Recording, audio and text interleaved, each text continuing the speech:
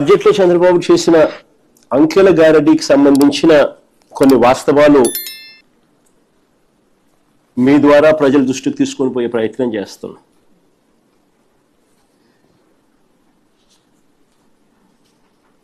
రాష్ట్ర ప్రగతి గురించి, ఆర్థిక వ్యవస్థ గురించి చంద్రబాబు మాటలేమో కోటలు దాటుతూ ఉంటాయి, కానీ వాస్తవ లెక్కలు చూస్తే మాత్రం అవి గడప కూడా దాటని పరిస్థితులే కనిపిస్తాయి.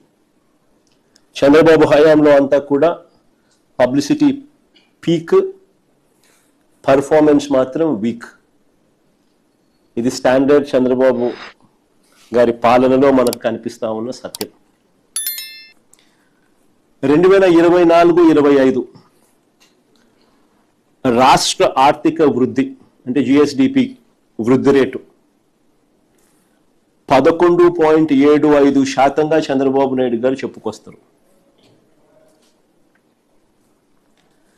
దేశ జిడిపి వృద్ధి రేటు 9.8% మాత్రమేనని చంద్రబాబు నాయుడు గారు తన ఆఫీసులో కూర్చొని అంకెలు రాసేస్తారు.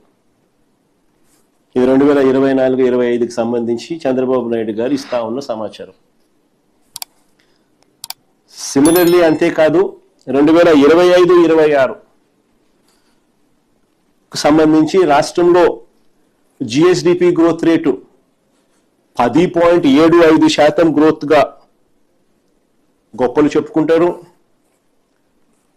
ఈ 25-26లో దేశ జిడిపి గ్రోత్ రేటు 8%, కానీ రాష్ట్రంలో 10.75% నమోదైంది అని చెప్పి చంద్రబాబు నాయుడు గారు